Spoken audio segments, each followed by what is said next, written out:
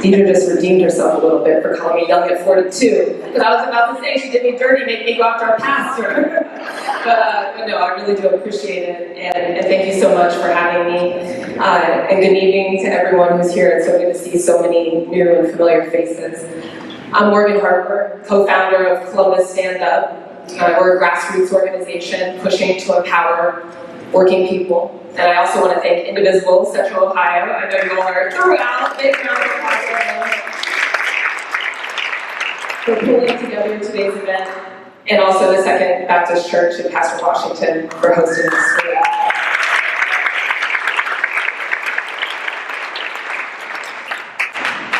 John Lewis made this phrase, good trouble, part of the American vernacular. It's on t-shirts. Some people might have them on right now. Oh, there we go. I see one. Okay, we got a couple back there. Yes, that doesn't just happen. Mugs, and it certainly makes its way to a lot of speeches, like we've already heard today. And I do think that's a testament to how beloved an American figure John Lewis is. In fact, he actually, I can't take full credit for this research, so shout out to Columbus Stand Up intern, who's not here, but I appreciate him. John Lewis actually mentioned the phrase good trouble in all 4 of the speeches he did in Ohio shortly before his passing. He was in Marietta, at Kent State, in Cleveland, and right here in Central Ohio at Ohio Wesleyan. But a ubiquitous slogan does risk glossing over the full legacy of a person. So on this 5th anniversary of his passing, as our nation reckons with the emergence of a new world order that is rooted in greed and corruption and restriction of freedom, I want to draw attention to 3 principles from John Lewis's legacy of troublemaking that good trouble alone might not capture. First, he understood that civil rights means economic rights, that there is no liberation without economic autonomy.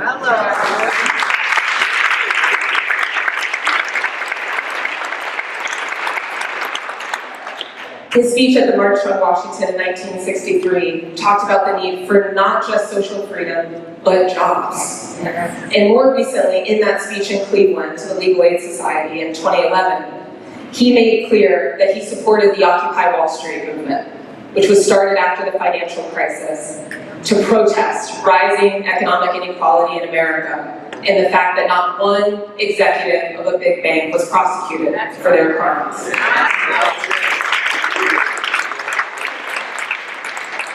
Second, John Lewis was clear that there are no carve-outs for freedom. Either we need it for everyone, or no one. This led him as a relatively new congressman in the early 1990s to get arrested in Washington for standing up against apartheid in South Africa. He also protested the genocide in Sudan. And in the first Trump administration, he defended immigrants in the US and made clear that attacks on our LGBTQ+ brothers and sisters were as much of a problem and as abhorrent as any attack on the basis of race or color. Amen.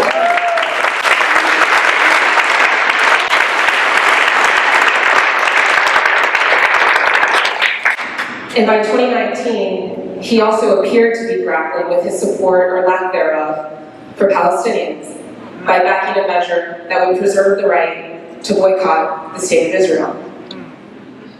And finally, and perhaps most importantly, John Lewis demonstrated how people-led movements can change both who we are and the trajectory of humanity. He mentioned in interviews how as a young man, he first met with MLK to get into a different college and left the meeting joining the civil rights movement.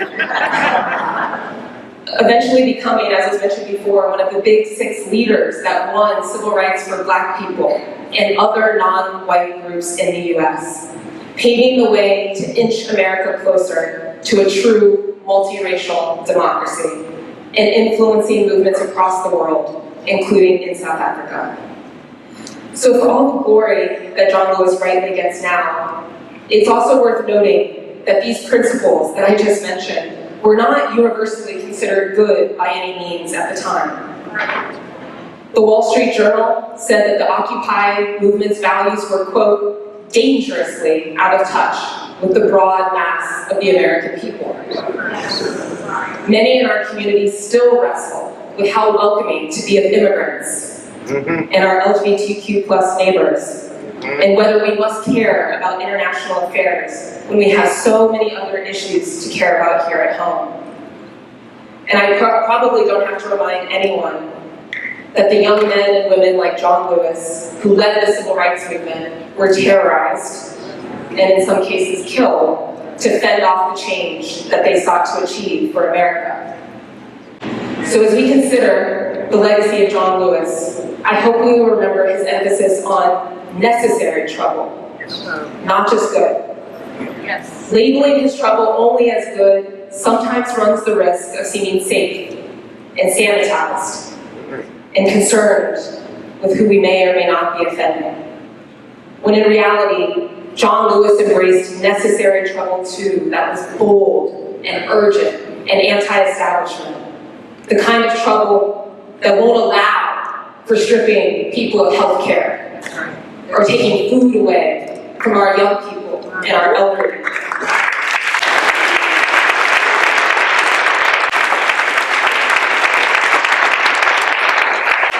The kind of trouble that won't let private equity companies buy up all of our homes and businesses. That's right.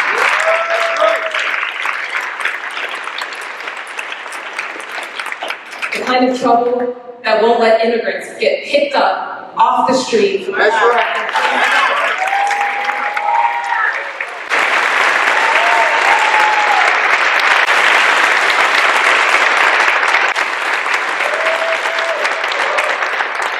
The kind of trouble that won't let our state destroy our public schools.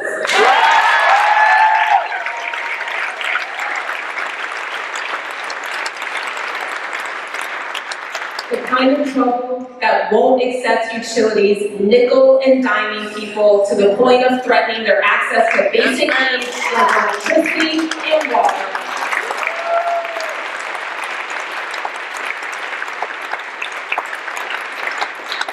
And the kind of trouble that won't let the government fund one more death on foreign soil with our money. That's right.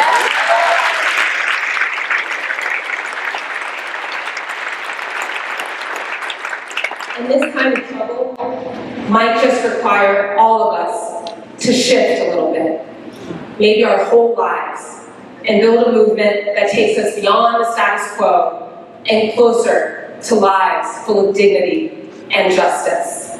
Yes. Economic rights are civil rights. There are no carve-outs from freedom. We must all be activists now.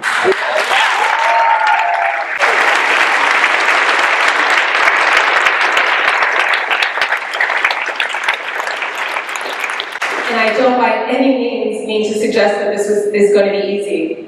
It was in fact a shift that John Lewis himself wrestled with at times later in his life, it seems.